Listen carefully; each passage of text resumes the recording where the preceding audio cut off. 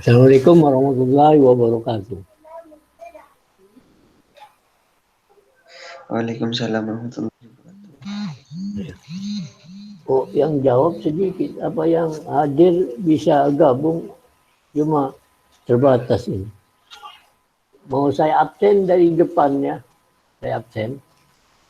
Baik Pak, baik Pak. Ya, oke, saudara Leni Setiawati ada.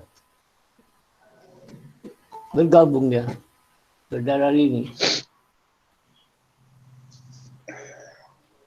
Saudara Leni Setiawati belum bisa bergabung ya. Muhammad Rasuli. Berhenti Pak, berhenti. Ya, berhenti. Oh iya ya. Oh, apa itu berhenti?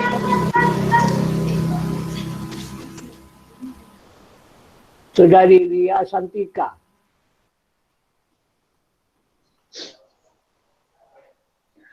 Ya, Dek Ria Santika ada enggak? Ria Santika ada hadir ya. Tidak bisa bergabung berarti. Kemudian saudara Dimas Kurniawan berhenti juga. Berhenti Pak. Berhenti. Oh iya.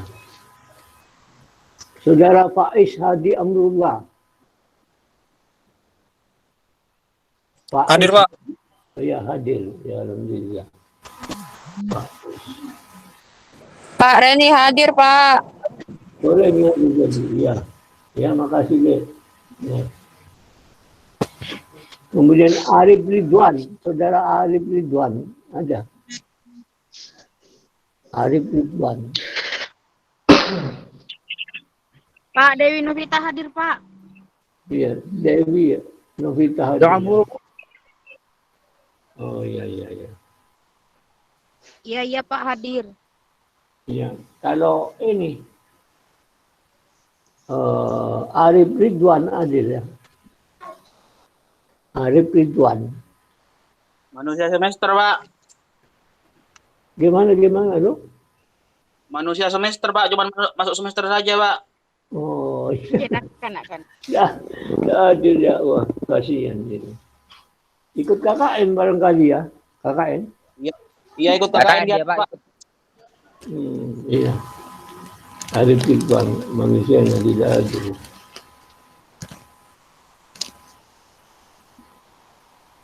Erwin Dwi Sanjaya, sore ya. Mahasiswa sore mungkin ini, Erwin Sanjaya.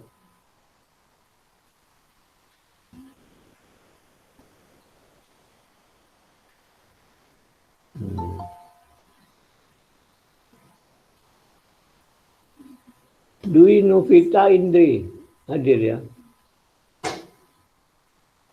Asad Zuhaidi A.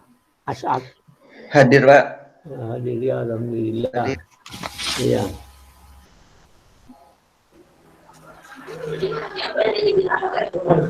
Saudara Bayu Irawan. Hadir Pak, hadir. Hadir ya. Ya Pak. Ulfa Dwi Hasana. Berhenti ya. Ulfa Dwi Hasana. Berhenti paling ini. Muhammad Ainun NCA. Muhammad Ainun NCA. Tidak masuk itu Pak. Belum masuk Pak. Tidak masuk ya. Ya. Sheila Dini Nur Jannah. Berhenti paling ini. Kemudian Foni Feliana Maulidia. Foni Feliana Maulidia. Sudah hadir. Rokius Sofi. Rokius Sofi. Sudah hadir juga. Saudara Bobby Draliswaski. Sudah hadir juga ya. M. Haikal Fikri. M. Haikal Fikri ada. M. Haikal Fikri tidak bisa bergabung. Saudara Misla Dianto. Hadir, Pak. Hadir. Ya, alhamdulillah, makasih ya. Indra Ari Dinata. Indra Ari Dinata. Berhenti, Pak. Berhenti ya. Berhenti, Pak. Oh iya. Iya. Royan Ahsanul Haq. Royan Ahsanul Haq. Hadir. Masuk, Pak. Ya. Terus Yoga Pamungkas W. Yoga Pamungkas baru masuk ya, baru hadir. Yoga Pamungkas bisa bergabung ya? Belum ya? Belum hadir ya, berarti belum bisa bergabung ini.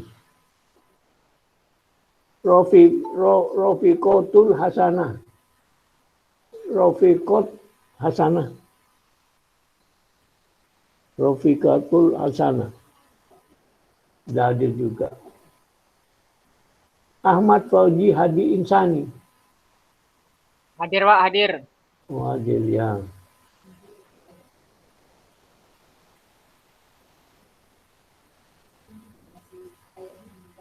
Novidia Dianata Leonard. Hadir, Pak. Hadir. Oh, ya, alhamdulillah. Iya, Pak. Herlin Ida Lestari, namanya bagus. Herlin Ida Lestari, namanya bagus. Tidak ada yang manusianya ya. Angga Dwi Pratama. Oh, ini lagi. Angga Dwi Pratama. Namanya bagus-bagus. Tidak hadir ya. Syarif Hidayatullah. Wah, ini Syarif Hidayatullah. Ada, Pak. Saya, Pak. Ada, Pak. Iya. Bagus namanya ini. Syarif, iya. Bagus, Pak. 9 kali, 9 bonang. Sesan Sohail. Sesan Sohail. Sesan Sohail. Ada, Pak. Tidak ada ya. Hanifah.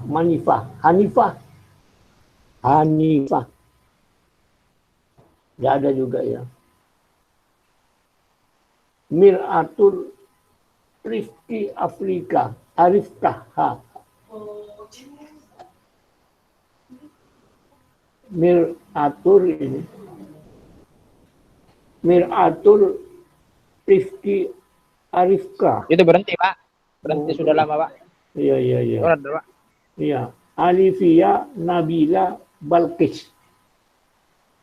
Alifia Nabila Balkis. Tidak ada juga. Berarti sedikit yang hadir. 1, 2, 3, 4, 5, 6, 7, 8. Tidak apa-apa.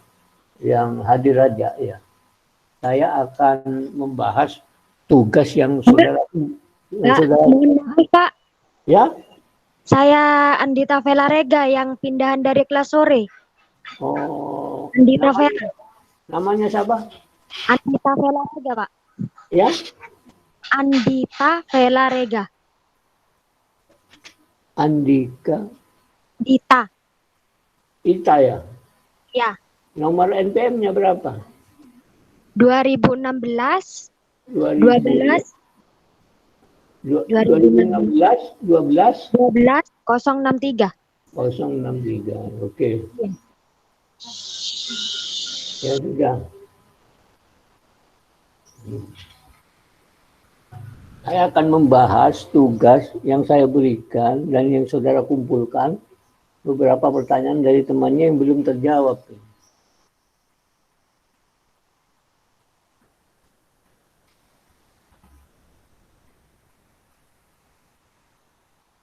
Ini.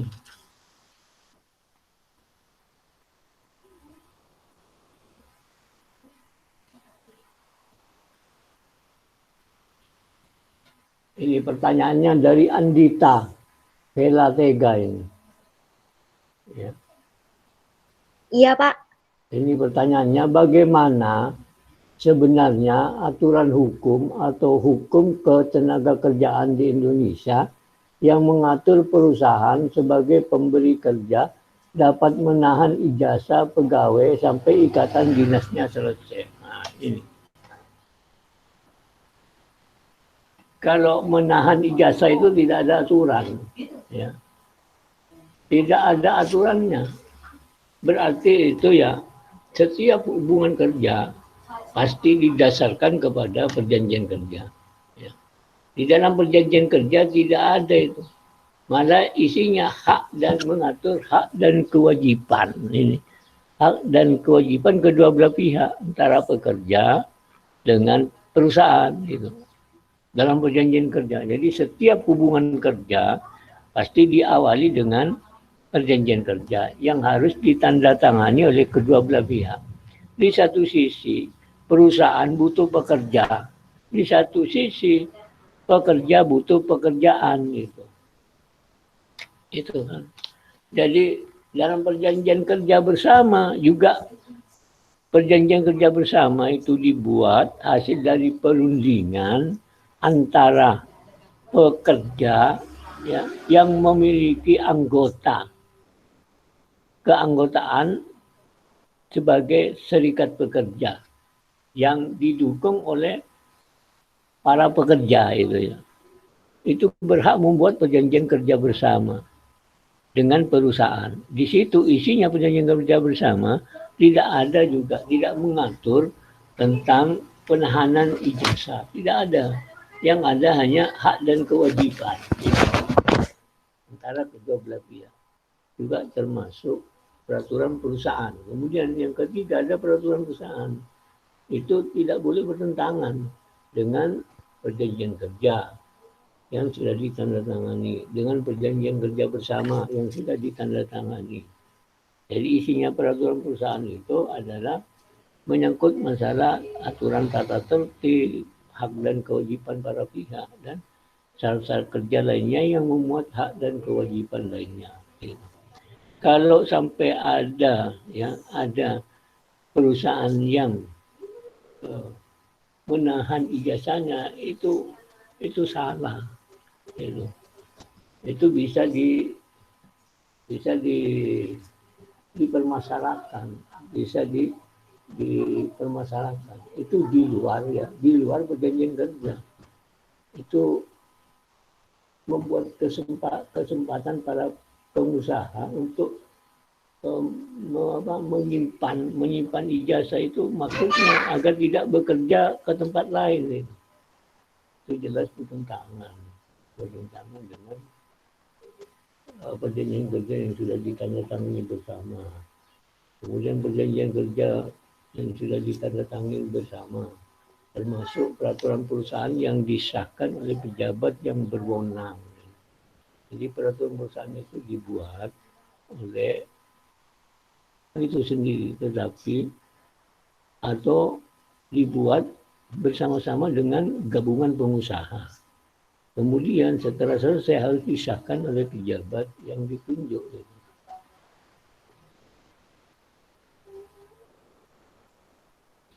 Ini tidak ada hak untuk menahan. Itu termasuk masalah lain, bukan masalah yang dituangkan di dalam perjanjian kerja atau perjanjian kerja bersama atau dalam peraturan perusahaan. Di luar itu. Jadi bisa dipermasalahkan di depan pengadilan itu. Atau bisa melaporkan kepada SPSI atau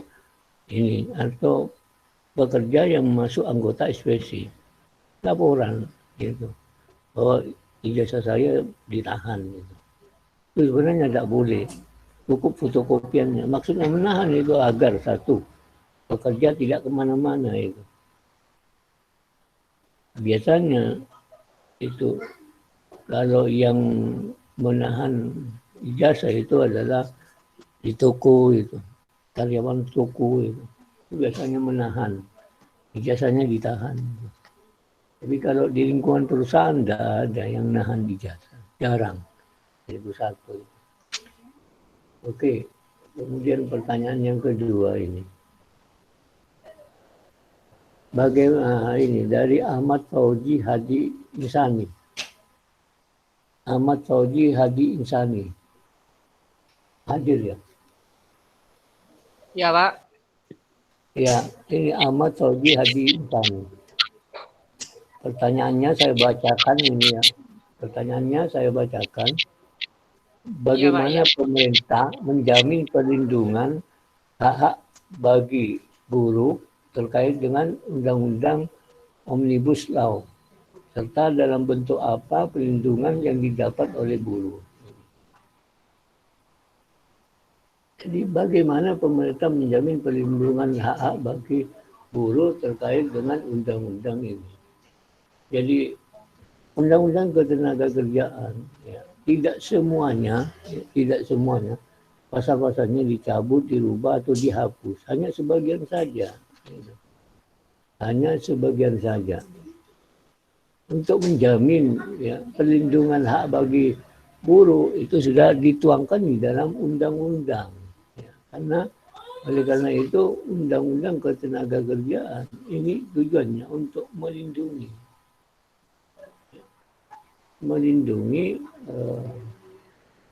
hubungan kerja antara pekerja dengan perusahaan. Ya. Termasuk hak dan kewajiban kedua belah pihak ini dilindungi oleh Undang-Undang Ketenagakerjaan. Terkait dengan Undang-Undang Cipta Kerja yang baru, itu kan sudah dipublikasikan. Gitu. Tetapi masih belum final karena belum ada PP-nya. Gitu.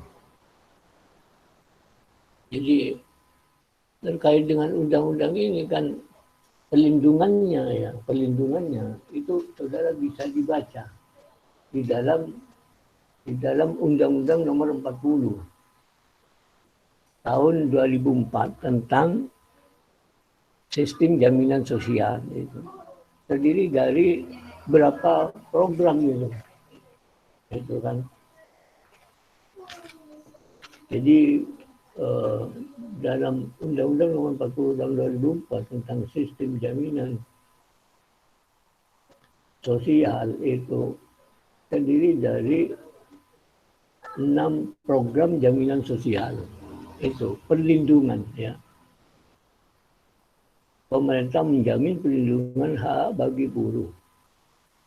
Ya. Konkret dengan undang-undang ini semua. Jadi undang-undang Cipta Kerja tentang ketenagakerjaan di situ hanya merubah pasal 18 Undang-Undang Nomor 40 tahun 2004. Ya. Sehingga berbunyi jenis program jaminan sosial yang melindungi buruh atau para pekerja. 1, jaminan kesehatan. Ini diselenggarakan oleh BPJS Kesehatan.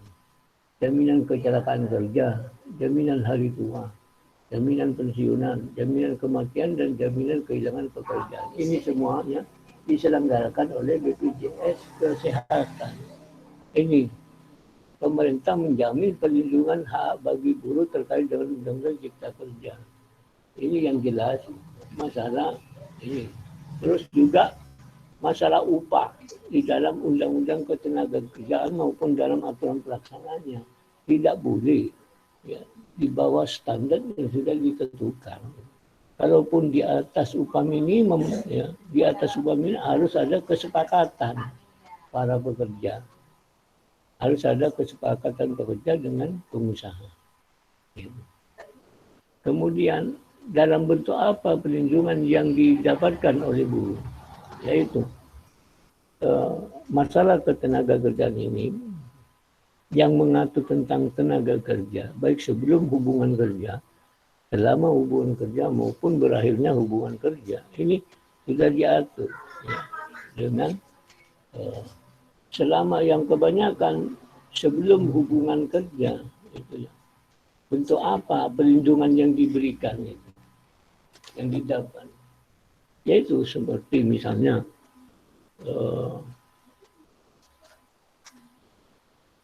penyusunan rencana ketenagakerjaan yang makro maupun mikro itu berdasarkan informasi ketenagakerjaan, antara lain meliputi pemberian informasi itu yang menyangkut masalah pengisian lowongan pekerjaan. Kemudian adanya pelatihan tenaga kerja untuk persiapan membekali para calon pekerja atau pencari kerja, membekali dan meningkatkan kemampuan SDM-nya, termasuk mengembangkan kompetensi kerja itu. Sehingga begitu dalam rangka memasuki pekerjaan yang akan dikerjakan. Jadi dalam arti pengisian kesempatan kerja, pengisian lowongan pekerjaan itu sebelum hubungan kerja. Banyak hal-hal yang diatur itu, bentuk-bentuk perlindungan yang diberikan, antara lain macamnya dokumen, terutama ini harus dokumen yang berkaitan dengan identitas, dengan masalah pendidikan, jenjang pendidikan yang terakhir, di samping kemampuan dan keahlian yang dimiliki, biasanya berupa sertifikasi kompetensi kerja. Nah, ini merupakan hal yang juga bentuk perlindungan yang diberikan kepada para pekerja sebelum hubungan kerja. Kemudian selama hubungan kerja, ini yang jelas bentuk yang diberikan itu BPJS itu. Yang saya sebutkan BPJS Kesehatan diselenggarakan oleh jaminan sosial kesehatan. Itu diselenggarakan oleh Badan Penyelenggara Jaminan Sosial Bidang Kesehatan. Kemudian BPJS Ketenagakerjaan yang meliputi yang menyelenggarakan masalah jaminan kecelakaan kerja, jaminan hari tua, jaminan pensiun, jaminan kematian, dan jaminan kehilangan pekerjaan. Ini. Jadi bentuk-bentuk perlindungan yang didapat oleh buruh ya, itu baik dalam aturan Undang-Undang Ketenagakerjaan itu disempurnakan lebih khusus dalam Undang-Undang Nomor 40 Tahun 2004 tentang Sistem Jaminan Sosial Nasional yang terdiri dari 6 macam program jaminan sosial. Ya. Kemudian juga Undang-Undang Nomor 24 Tahun 2011 tentang BPJS. Gitu. Jadi ada BPJS Kesehatan, gitu. Ada BPJS Ketenagakerjaan. Kalau BPJS Kesehatan itu menyelenggarakan program jaminan kesehatan. BPJS Ketenagakerjaan itu menyelenggarakan beberapa program.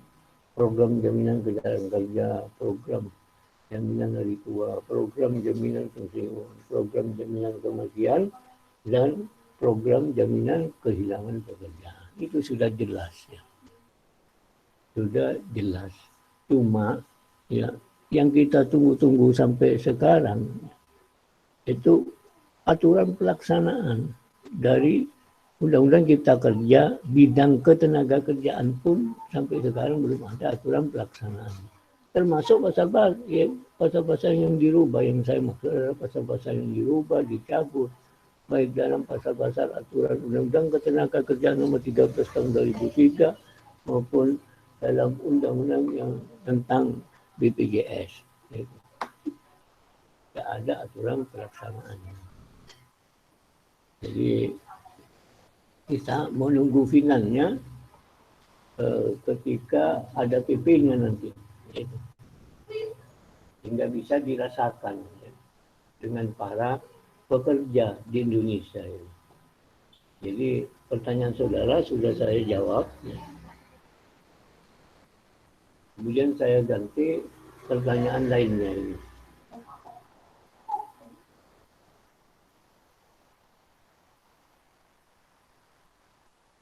Kemudian ini. Nah ini pertanyaan dari Anggi Dwi Putri. Ada, Anggi Dwi Putri. Pertanyaan Anggi dari Dwi Putri. Anaknya masuk sekarang ya. Anggi Dwi Putri.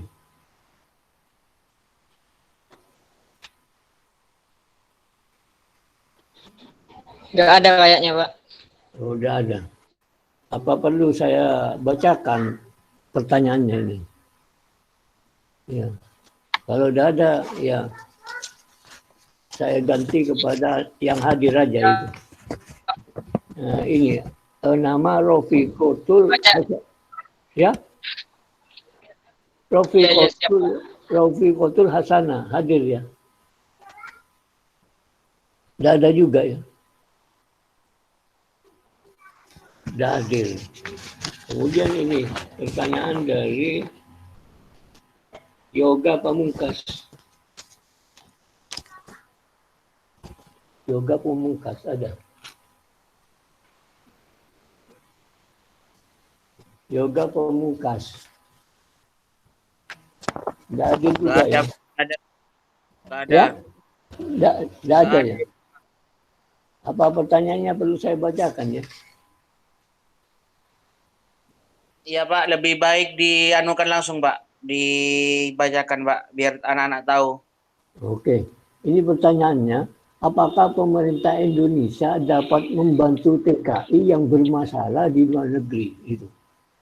Kalau yang membuat masalahnya itu TKI-nya ya, apakah pemerintah Indonesia dapat membantu TKI yang bermasalah? Ya. Artinya TKI yang bermasalah apa yang membuat masalah TKI-nya? Ya. Kalau yang membuat masalah TKI-nya sesuai dengan perjanjian kerja, artinya TKI yang dikirim itu legal, ya, legal, itu kan sebelum pelaksanaan dari penempatan TKI ke tempat kerja atau kepada pengguna jasa, itu kan harus melengkapi beberapa persyaratan, diantaranya beberapa dokumen gitu ya, di dalam perjanjian kerja. Dia harus menandatangani kan. Nah kalau yang bermasalah itu, TKI-nya yang membuat masalah ya, maka itu risiko penumpang, risiko ditanggung penumpang, itu kan ya. Ini sekarang yang bermasalah TKI-nya, berarti yang ditandatangani, perjanjian kerja yang ditandatangani itu sudah keluar dari perjanjian, maka dia akan menerima sanksinya otomatis. Ya jelas otomatis. Kalau pemerintah tidak mungkin itu baik secara legal ya. Tetapi kalau berbicara masalah hak-haknya ya, dia akan ada perlindungan ya. Harus diikutsertakan dalam program asuransi misalnya. Nah, dalam program asuransi antara lainnya, kalau dia dihadapkan pada masalah hukum, maka dia akan mendapatkan bantuan hukum. Ini tetap haknya, berbicara dengan haknya.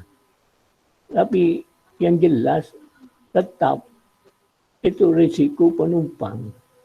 Artinya kalau dia yang bermasalah, maka dia akan nanggung risikonya gitu, secara otomatis.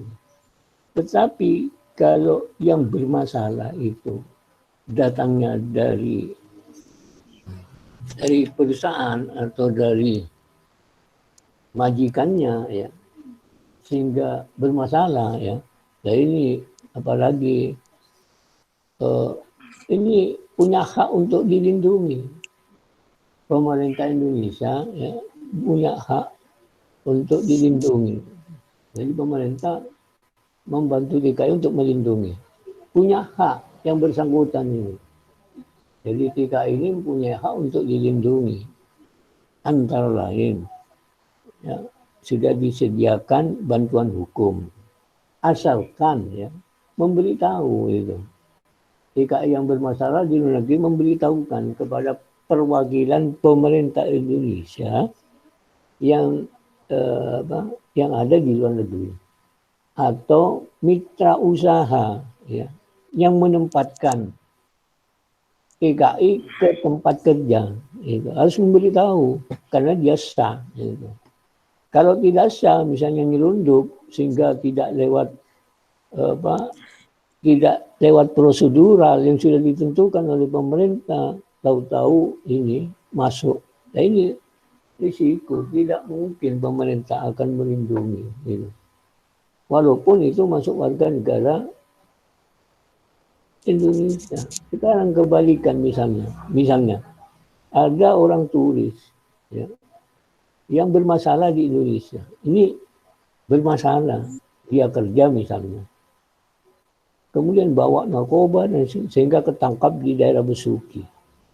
Apakah pemerintah asing itu akan turun tangan itu? Tidak mungkin. Ya. Mempunyai wilayah hukum sendiri-sendiri. Ya. Jadi kalau salah, permasalahannya itu apa? Kasusnya apa? Disesuaikan dengan hukum yang berlaku di negara tujuan. Itu. Jadi ada TKI yang legal, itu pasti dilindungi. Karena dia punya hak. Ya. Jadi perlindungan pemerintah ya, bersifat normatif sudah. Artinya TKI yang berangkat dengan sah. Ya. Kalau berangkatnya itu ini non sah, tidak legal, nah ini yang menanggung risikonya sendiri. Tidak mungkin dibantu oleh pemerintah. Itu.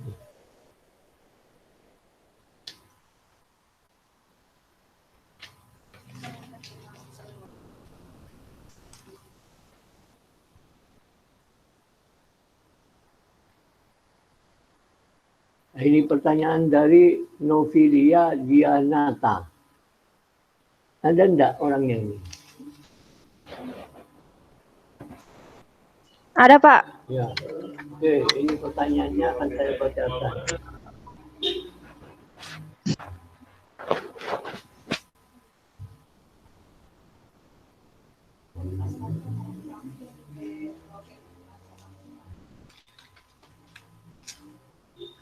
Nah, ya, pertanyaan dari Novita Dianata. Semester 7A. Pertanyaannya, menurut pasal 162 ayat 1 Undang-Undang Ketenagakerjaan menyebutkan bahwa pekerja atau buruh yang mengundurkan diri atas kemauan sendiri memperoleh uang penggantian hak sesuai ketentuan pasal 156 ayat 4 Undang-Undang Ketenagakerjaan.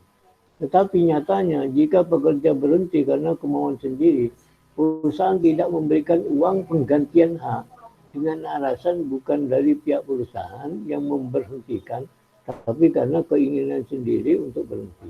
Apakah perusahaan tersebut dapat disanksi jika tidak memberi uang penggantian sesuai pasal 162 ayat 1? Atau ada hal lain yang membenarkan perusahaan tidak memberikan uang pengganti? Atau ada undang-undang baru terkait hal tersebut? Apakah kami pekerja dapat menuntut hak kami uang pengganti kepada perusahaan jika kami tidak diberi uang pengganti hak karena kami berhenti atas kemauan sendiri? Jadi hak ini yang ditanyakan oleh saudara Novilia ini hak yang bersifat normatif. Kalau sudah hak, maksudnya hak yang bersifat normatif ini sudah ada sudah diatur dalam undang-undang. Jadi kalau kalau ada undang-undang yang menyebutkan tentang penggantian hak yang akan diterima yang diatur dalam pasal 162 ayat 1 sesuai dengan ketentuan 156 ayat 4, ini sudah jelas diatur. Kalau tidak diberikan ini haknya pekerja bisa dituntut. Itu namanya perselisihan hubungan industrial. Penyelesaiannya ada beberapa penyelesaian di luar undang-undang. Kalau di luar undang-undang belum mencapai kesepakatan dalam penyelesaiannya, maka meloncat kepada pengadilan hubungan industrial. Jadi penyelesaian penyelesaian perselisihan hubungan industrial menurut Undang-Undang Nomor 2 Tahun 2004 tentang penyelesaian perselisihan hubungan industrial ini ada dua cara. Itu cara di luar PHI, di luar Pengadilan Hubungan Industrial. Yang kedua, penyelesaian perselisihan hubungan industrial melalui Pengadilan Hubungan Industrial. Jadi pertama, perselisihan hak itu harus diselesaikan pada lembaga bipartit, lembaga musyawarah. Lembaga bipartit ini ada di masing-masing perusahaan. Perusahaan harus mempunyai lembaga bipartit. Jadi jelas akan dikenai sanksi nanti. Nah, dalam jangka 30 perusahaan masih menolak kesepakatannya untuk menyelesaikan perselisihan hak ini. Ya. Maka notulen risalah ya, itu harus tetap ada dalam penyelesaian melalui perundingan secara musyawarah melalui bipartit. Ini notulennya harus ada. Permasalahannya itu apa? Ya. Kemudian pendapatnya pekerja itu apa? Harus ditulis. Gitu. Permasalahannya itu apa? Kalau kemudian pendapatnya para pekerja itu bagaimana? Biasanya yang duduk di dalam lembaga bipartit ini adalah para pekerja yang diwakili oleh serikat pekerja. Artinya para pekerja yang memiliki tanda kartu, tanda keanggotaan SPSI ini yang berhak mewakili di lembaga bipartit. Menuntut permasalahan kepada Pak pengusaha melalui musyawarah bipartit. Lembaga bipartit yang duduk ini adalah para pengusaha atau diwakili oleh manajer atau diwakili oleh sekretaris perusahaan. Duduk bersama dengan SPSI memecahkan masalah perselisihan hak yang tidak diterima. Jadi notulen ini tetap ada risalah perundingannya. Nah, kemudian dibawa ke kantor Disnaker. Ditunjukkan itu hasil dari musyawarah. Nanti dengan Disnaker akan dibaca, diteliti, disertai dengan lampiran-lampiran. Gitu. Lampirannya, bukti-buktinya apa itu, saudara tulis itu. Kalau memang ada saksi ya tulis itu saksinya. Siapa itu.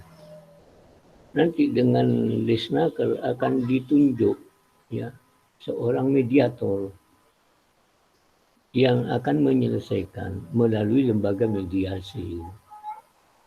Jadi saudara akan dipanggil, termasuk para pengusaha. Pengusahanya akan dipanggil. Kalau hasil musyawarah dalam lembaga mediasi selama 30 hari belum mencapai kesepakatan, kemudian mediator mengeluarkan anjuran yang tertulis. Jadi isi anjuran ini ditandatangani atau ditolak itu merupakan pendapatnya dari seorang mediator dan sekaligus itu akan menjadi keputusan hasil dari persetujuan yang ditandatangani ataupun yang menolak dari isi anjuran itu sudah putusan dari mediator. Dijawab atau ditolak itu berarti gagal, ya, gagal dalam penyelesaian melalui lembaga mediasi.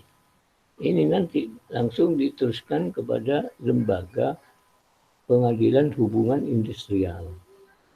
Dalam Pengadilan Hubungan Industrial ini hanya ada 2 tingkatan. Tidak sama dengan peradilan umum.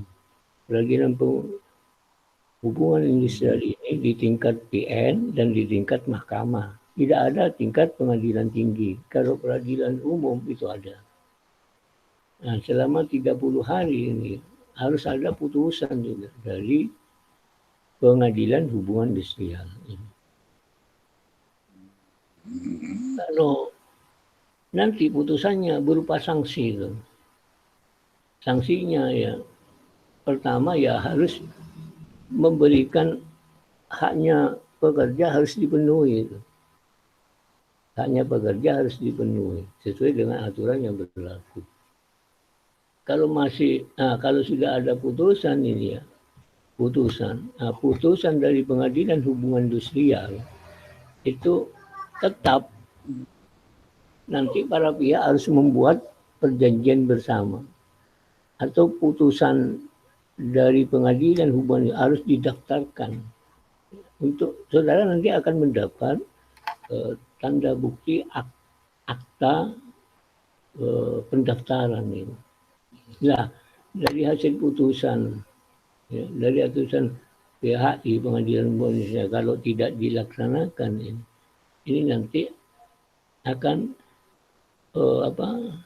akan diteruskan. Itu akan diteruskan oleh Pengadilan Hubungan Industrial dan akan memproses itu untuk menyita, mengeksekusi harta perusahaan sesuai dengan jumlah yang menjadi haknya para pekerja. Kalau pekerjanya itu semua pekerja tidak dipenuhi haknya yang sudah ditentukan dalam pasal 162 itu terkait dengan pasal 156 ayat 4 itu tidak dipenuhi. Sekarang tinggal ngitung sudah berapa pekerja itu yang tidak dipenuhi haknya itu nanti akan mengeksekusi Pengadilan Hubungan Industrial. Jadi hak-hak yang bersifat normatif kesimpulannya itu tetap itu dilindungi. Ya, dilindungi. Dan kalau tidak dipenuhi itu ada sanksinya gitu. Kecuali hak-hak yang di luar normatif seperti misalnya perselisihan kepentingan gitu. Di luar normatif gitu. Perselisihan kepentingan itu misalnya menuntut para pekerja menuntut atau di antara salah satu pekerja menuntut alat pengaman untuk bekerja karena ditaruh di bagian bahan-bahan kimia misalnya tidak dipenuhi. Nah ini belum tentu dikenai sanksi seperti sanksi yang tidak dipenuhi oleh pekerja yang bersifat normatif. Jadi tidak sama perselisihan hubungan industrial baik yang normatif maupun non normatif itu tidak sama sanksinya. Kemudian sampai sejauh mana Pak perlindungan para pekerja yang diberikan ya, dengan pemerintah ya, terkait dengan undang-undang Cipta Kerja yang baru ini. Ya. Itu sebenarnya banyak masalah perlindungan hak-hak dasar pekerja yang dilindungi baik lewat Undang-Undang Nomor 40 tahun 2004 ya, maupun lewat Undang-Undang Ketenagakerjaan Nomor 13 tahun 2003. Jadi kalau hak-hak pekerja yang bersifat normatif ini, tetap pekerja itu dilindungi gitu, kalau dilanggar oleh perusahaan. Gitu.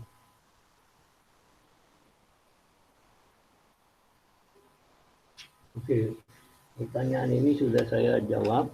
Tinggal pertanyaan yang satunya ini dari saudara ini, Rokius Sofi ini ada. Saudara Rokius Sofi masuk enggak ada? Hadir. Kalau enggak hadir, ini pertanyaannya saya ganti kepada teman yang lainnya. Hadir tadi Pak, Ya? posisinya. Ya, keluar, Hadir. Pak. Oke. Ya tadi hadir. Oh, tadi hadir ya. Orangnya tidak ada ya keluarnya. Ya sudah, nanti saya bacakan. Iya, Saya jaringannya bacakan bermasalah, nanti. Pak. Ya. Oh, oke, saya bacakan ya. Ini. Jaringannya bermasalah, jaringannya. Jaringan HP-nya, Pak. Iya, iya.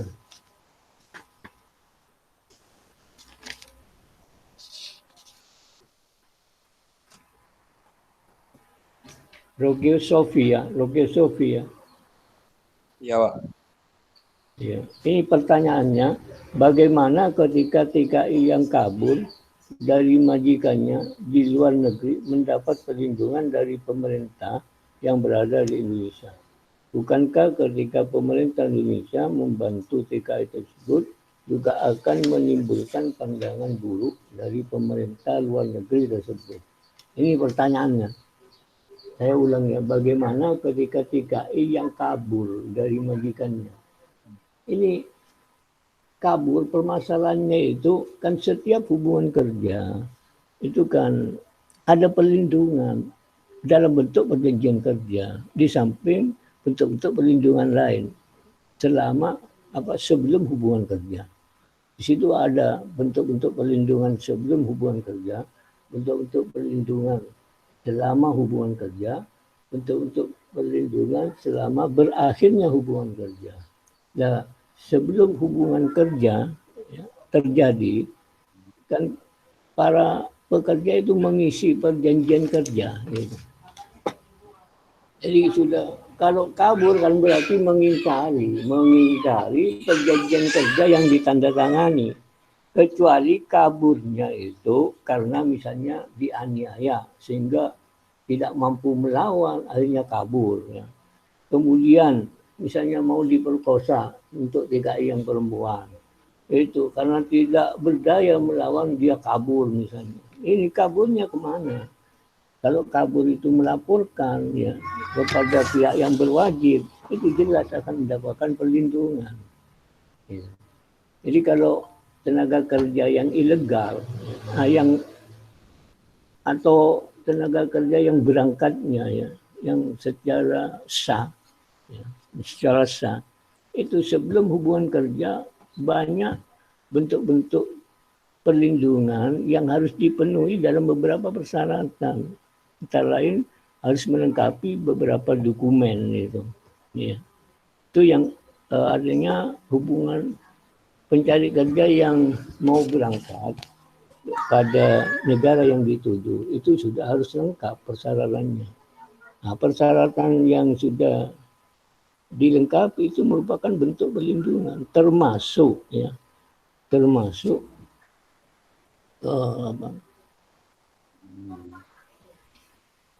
tenaga kerja, termasuk calon tenaga kerja harus terdaftar dalam program asuransi itu. Jadi itu pun wajib itu ya, dalam bentuk-bentuk perlindungan seperti itu wajib. Baik mulai dari pemberangkatan sampai kepada negara tujuan selama hubungan kerja sampai berakhirnya pulangnya dari tempat kerja, berakhirnya kerja. Jadi mulai dari pemberangkatan sampai pulang kembali. Itu dalam program asuransi ada terdiri dari beberapa program. Itu merupakan bentuk-bentuk perlindungan yang paling nampak. Kalau ini kaburnya karena TKI sendiri ya, kan berarti sebelum hubungan kerja selesai dia kan sudah kabur. Berarti dia mengingkari perjanjian kerja yang ditandatangani. Ini kadang-kadang bisa TKI-nya bisa diminta tuntutan ganti rugi. Ini bisa saja, karena apa? Karena mengingkari perjanjian kerja. Gitu. Jadi ini risiko penumpang. Artinya risikonya TKI sendiri. Kan berarti dia menyalahi aturannya sendiri. Setiap hubungan kerja itu terjadi, itu mesti berdasarkan perjanjian kerja yang ditandatangani. akibat hukum dari perjanjian kerja yang sudah disepakati bersama, yang sudah ditandatangani, ini menimbulkan hak dan kewajiban di antara kedua belah pihak. Itu. Jadi pekerja harus mentaati kewajibannya selama perjanjian kerja itu ditandatangani. Di situ ada. Jadi dalam jangka waktu tertentu, ya, dan dalam jangka waktu tidak tertentu. Tapi umumnya dalam waktu yang sangat terbatas, hubungan kerja yang sangat terbatas. Kalau sebelum berakhirnya hubungan kerja sudah kabur, nah ini berarti risiko tanggung sendiri. Risikonya ditanggung sendiri. Ya. Tetapi dia mempunyai hak masih. Mempunyai hak untuk minta perlindungan itu. Jadi kaburnya itu permasalahan apa yang terjadi? Ini harus dijelaskan.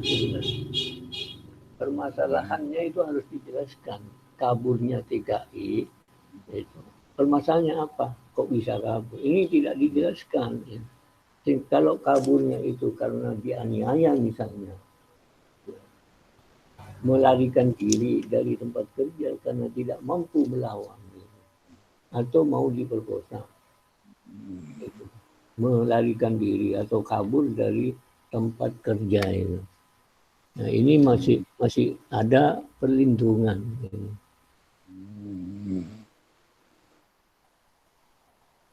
Jadi TKI yang sah, berangkatnya sah ya, artinya TKI yang legal, ini jelas ada bentuk-bentuk perlindungan sebelum hubungan kerja, selama hubungan kerja, sampai berakhirnya.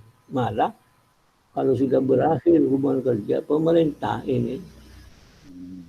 Indonesia melewati perwakilannya yang ada akan mendampingi kepulangannya, termasuk akan menyelesaikan hak-hak yang seharusnya diterima oleh para pekerja. Oke, sudah saya jawab ini ya. Jadi pertanyaannya, bagaimanakah ketika yang kabur dari majikannya di luar negeri mendapat perlindungan dari pemerintah yang berada di Indonesia? Ya itu jawabannya saya yang tadi itu. Kalau kaburnya itu misalnya ya, mau dianiaya atau mau diperkosa karena tidak berdaya, akhirnya kabur. Itu jelas akan mendapatkan perlindungan. Misalkan harus segera melaporkan itu kepada pihak yang berwajib atau kepada perwakilan kedutaan yang ada di negara tempat kerja itu.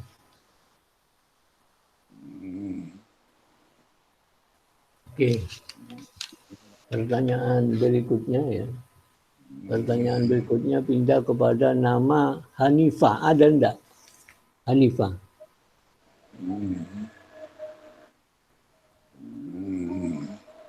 Saudara Hanifah ada enggak?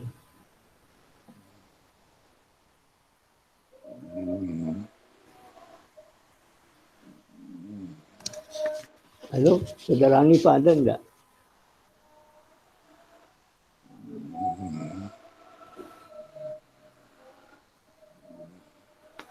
Tidak ada ya. Faiz Hadi Amrullah. Faiz Hadi Amrullah. Ada Pak. Ya, akan saya bacakan pertanyaannya ini. Pertanyaannya, setelah disetujui bersama oleh DPR dan DPR dan Presiden dalam sidang paripurna, apakah rancangan undang-undang masih bisa dirubah? Kalau sudah disetujui bersama oleh DPR dan Presiden, tetapi belum disahkan, kan bisa saja berubah itu. Kenapa tidak bisa itu? Karena setiap rancangan undang-undang yang diajukan ya, itu kan harus diteliti, dipelajari ya. Tujuannya apa? Kan dikaji semua itu. dikaji itu. Setelah disetujui bersama oleh DPR dan Presiden dalam sidang paripurna, apakah rancangan undang-undang masih bisa dirubah? Bisa. Kalau misalnya salah satu dari ini mengusulkan. Disetujui belum berarti disahkan masih. Iya, disetujui saja. Tapi bisa saja kalau salah satu anggota dari DPR itu mengajukan ya, perubahan dengan dasar alasan yang kuat itu.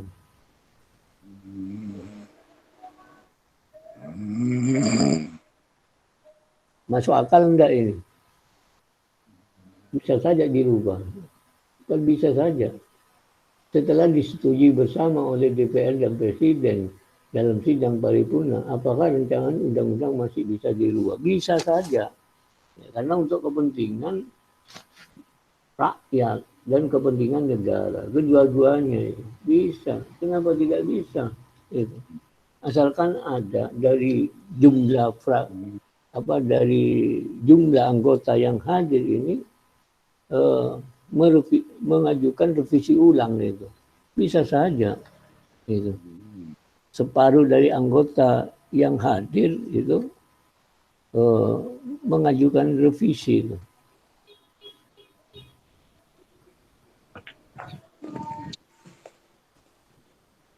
Oke, sudah saya jawab. Ada pertanyaan? Artinya dari pertanyaan ini yang saya bacakan, kemudian saya jawab. Mungkin ada yang tidak setuju atas jawaban saya. Kalau tidak ada, saya pindah kepada pertanyaan lainnya ini.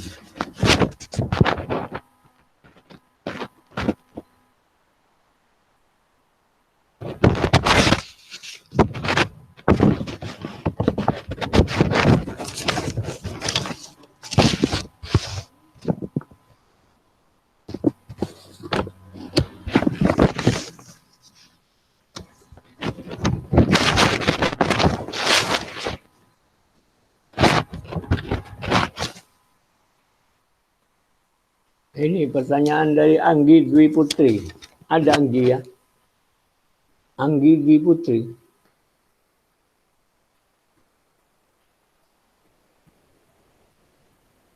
Rofiqul Hasan ada. Rofiqul Hasana.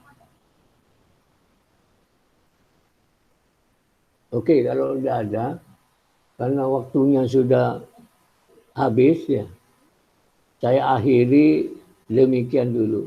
Untuk yang pertanyaannya belum terjawab, ya, nanti disambung pertemuan Selasa berikutnya. Oke? Halo? Siap. Ya. Saya akhiri sekian dulu perkuliahan ya. Saya banyak terima kasih kepada saudara, baik atas kehadirannya maupun atas perhatian saudara. Assalamualaikum warahmatullahi wabarakatuh. Waalaikumsalam warahmatullahi wabarakatuh.